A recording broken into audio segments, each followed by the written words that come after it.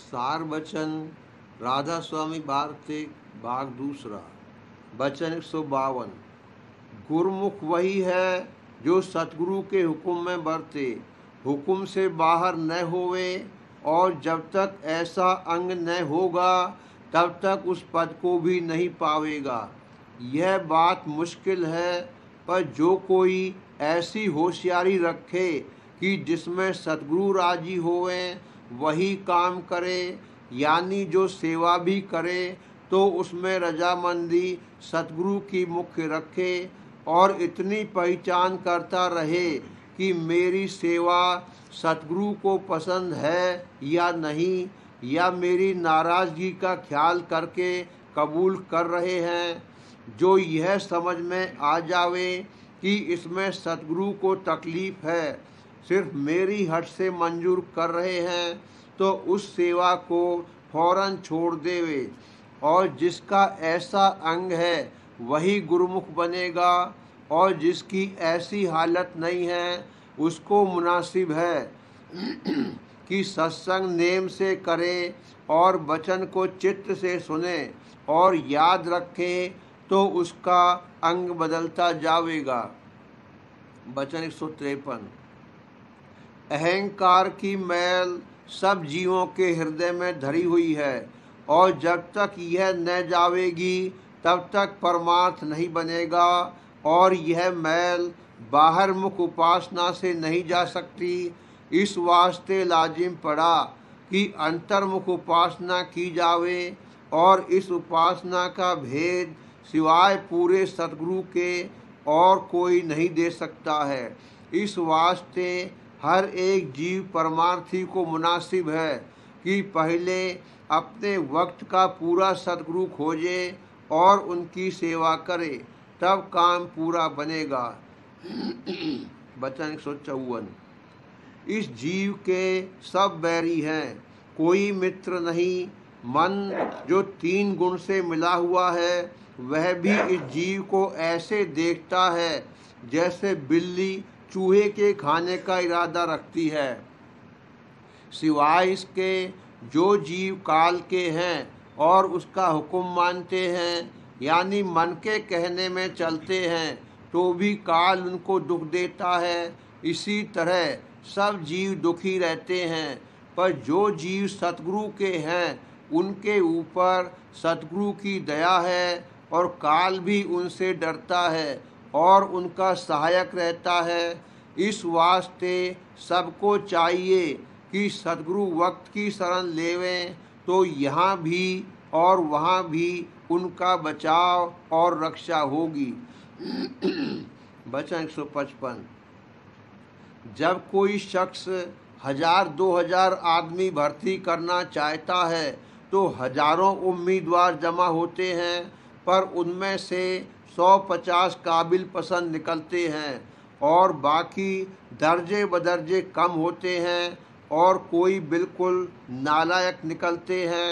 इसी तरह से जब संत सद्गुरु सत्संग जारी फरमाते हैं तो बहुत से जीव अनेक तरह की वासना लेकर आते हैं। जो निर्मल वासना परमार्थ की रखते हैं उनको सद्गुरु छांट लेते हैं और बाकी को उम्मीदवार करते हैं, और जो भाग्यवान परमार्थ के हैं वही संतों के सत्संग में ठहरते हैं, बाकी आप ही हट जाते हैं।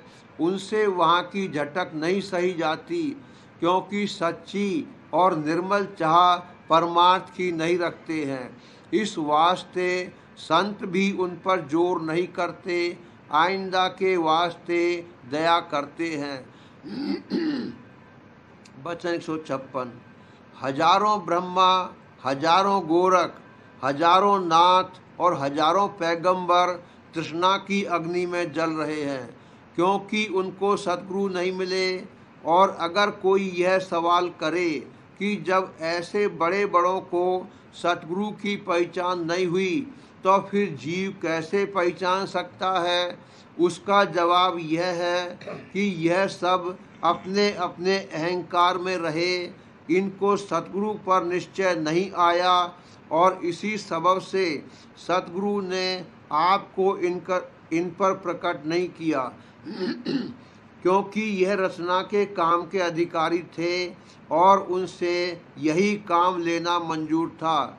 अगर उनको सतगुरु पर निश्चय आ जाता तो फिर इनसे रचना का काम नहीं हो सकता था और दुनिया का बिल्कुल बिगाड़ना भी मंजूर नहीं है।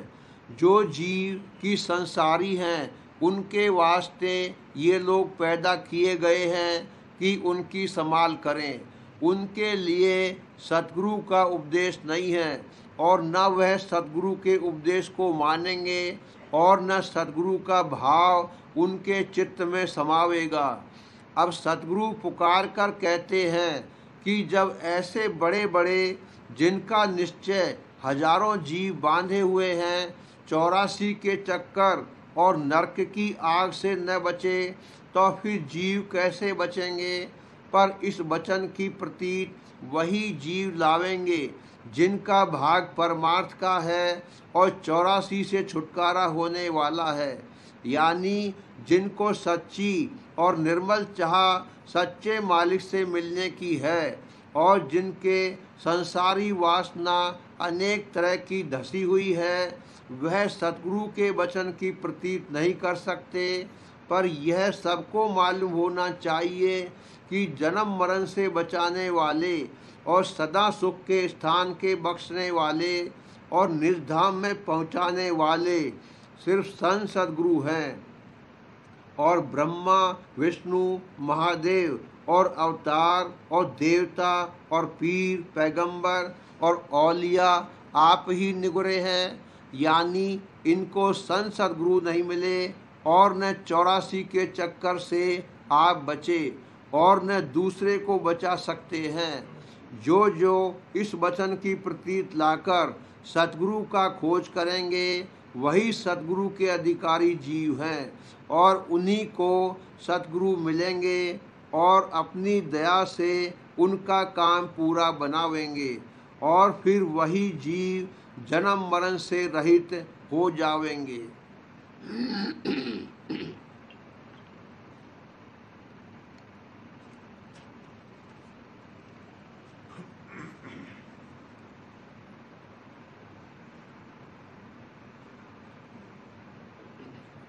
प्रेम पत्र राधा स्वामी पहला भाग वचन 43वां। अभ्यास के खास विघ्नों का वर्णन और उनके दूर करने और अभ्यास की तरक्की की जुगत।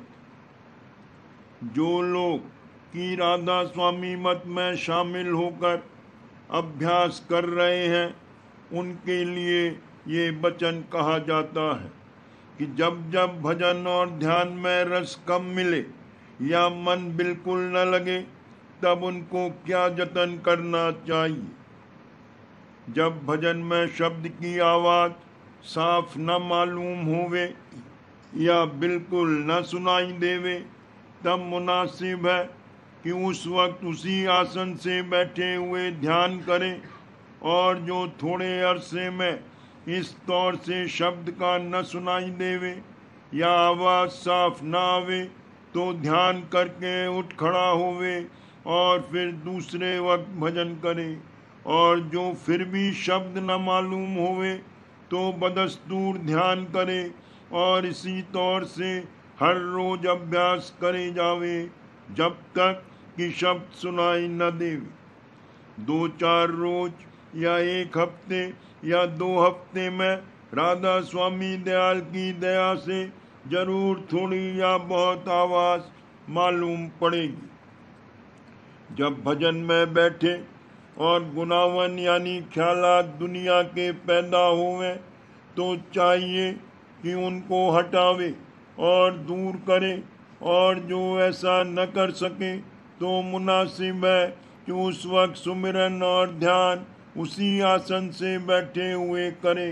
जो ध्यान में मन लग जावेगा तो ख्यालात दूर हो जावेंगे, और जो फिर भी मन ख्यालात उठाता रहे तो भजन और ध्यान छोड़कर नाम का सुमिरन धुन के साथ या उस कायदे से जैसा कि प्रेम पत्र वचन 39 में लिखा है, मन ही मन में या थोड़ी आवाज के साथ 1 या पौन घंटे सुरत और मन और दृष्टि को सहज दल कमल के मुकाम पर जमा कर और आंखें बंद करके करें। इस तौर से जरूर सुमिरन का रस आवेगा और मन निश्चल हो जावेगा। फिर इख्तियार है कि चाहे ध्यान करे या भजन करे, और जो शांति आ गई होवे और तबीयत ज़्यादा अभ्यास को न चाहे या फुर्सत ना होवे तो उठ खड़ा होवे। जब ध्यान और सुमिरन में बैठे और उस वक्त मन न लगे या बेफायदा दुनिया के ख्याल उठावे या काम क्रोध लोभ और मोह की तरंगें उठावे, तो भी मुनासिब है कि नाम का सुमिरन धुन के साथ या उस कायदे से, जैसा कि वचन 39 में लिखा है, बाहर या अंतर आवाज के साथ पौन घंटे या 1 घंटे तक करे। इसमें जरूर थोड़ा बहुत रस आवेगा और मन निश्चल हो जावेगा और कुछ प्रेम की हालत भी मालूम होवेगी।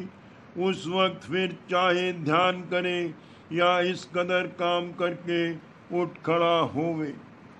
जो मन अक्सर भजन और ध्यान में नहीं लगता है और गुनावन ज़्यादा उठाया करता है, तो भी यही इलाज करना चाहिए, यानी हफ्ते 2 हफ्ते 1 घंटे नाम की धुन का उच्चारण करें। इसमें सफाई हासिल होगी और थोड़ा बहुत रस आवेगा, और फिर ध्यान और भजन थोड़ी बहुत दुरुस्ती के साथ बन पड़ेगा। और जब इन दोनों में रस आने लगे या मन थोड़ा बहुत ठहरने लगे, तब नाम का सुमिरन धुन के साथ मौकूफ कर दे या हफ्ते में 1 या 2 बार घंटे घंटे भर करता रहे। नाम की महिमा बहुत बड़ी है, पर बिना भेद और जुगत के ये अभ्यास कुछ फायदा नहीं दे सकता है, या ये कि जो फायदा हासिल होगा वो ऊपरी होगा और कायम नहीं रहेगा।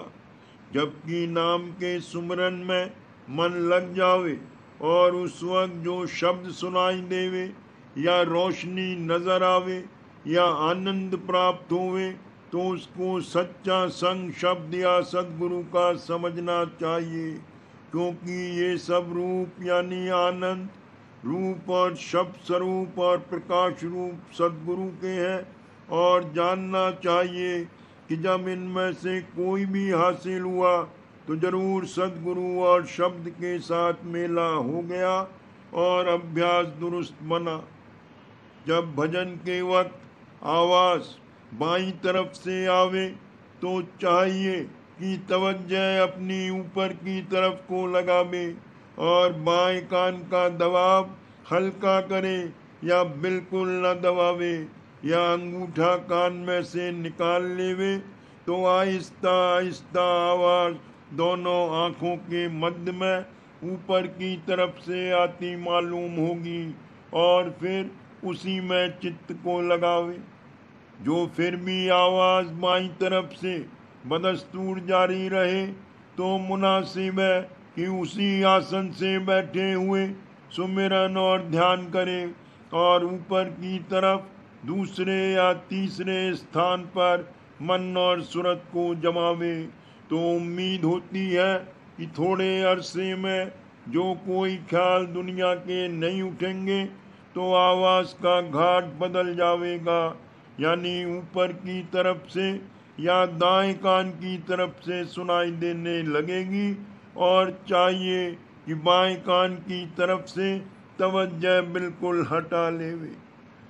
और जो इस दौर से अभ्यास करने पर भी आवाज का घाट या मुकाम न बदले तो बदस्तूर सुमिरन और ध्यान करके उठ खड़ा होवे, और जब तक बाईं तरफ से आवाज आती रहे तब तक हर रोज यही अभ्यास सुमिरन और ध्यान का भजन के आसन से बैठकर जारी रखे। यकीन है कि राधा स्वामी दयाल की दया से चंद रोज में हालत बदल जाएगी, यानी ऊपर की तरफ या दाईं तरफ से आवाज जारी हो जाएगी। जब कभी भजन के वक्त पिंडलियों में और पैरों में पटकन यानी दर्द इस कदर पैदा हुए कि अभ्यासी बैठ न सके, तो चाहिए कि दोनों कोहनियाँ अपनी बैरागे लकड़ी पर या चारपाई पर जमा कर दो जानू यानी ऊंट की तरह पिंडलियों को दबाकर बैठे, तो यकीन है कि पटकन यानी दर्द का असर कम हो जाएगा और भजन और ध्यान में थोड़ा बहुत मन लगकर रस पावेगा। और जो इस तरह बैठने से भी आराम न मिले, तो चाहिए कि उठकर 5-7 मिनट टहले यानी चहलकदमी करे, और जब दर्द दूर हो जावे तो फिर बदस्तूर अभ्यास करे। और जो इस पर भी आराम से न बैठा जावे, तो उस वक्त भजन और ध्यान मौकूफ करके सिर्फ नाम का सुमरन धुन के साथ थोड़ी देर करके उठ खड़ा होवे और दूसरे वक्त भजन और ध्यान करे। मालूम हुए कि ये दर्द पिंडलियों में इस सबब से पैदा होता है कि सूरत की धार का सिमटाव और खिंचाव ऊपर की तरफ होता है, और जब इस तरह सूरत पिंडलियों में से खिंचती है तब रगें उसके वास्ते तड़पती है। सो आहिस्ता आहिस्ता उनको सूरत की धार के थोड़े बहुत खिंचाव की बर्दाश्त होती जाएगी, और तब दर्द भी कम होता जाएगा और कोई तकलीफ अभ्यास में नहीं मालूम होगी। कभी कभी ऐसा होता है कि भजन का अभ्यास करते करते हाथ और बाएं और पिंडलियां और पैर सुन्न हो जाते हैं, यानी किसी कदर बेकार हो जाते हैं, और कभी उंगलियां सुन्न होकर छूट जाती हैं। तो इस बात का कुछ अंदेशा नहीं है।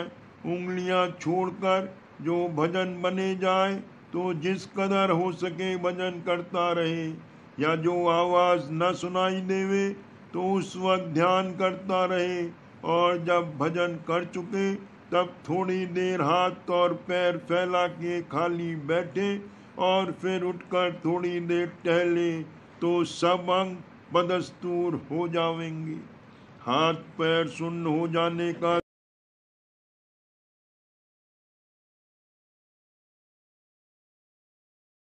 के साथ बन रहा है, क्योंकि सच्चे भजन की महिमा यही है कि मन और सूरत का सिमटाव और खिंचाव नीचे की तरफ से ऊपर को होता जावे।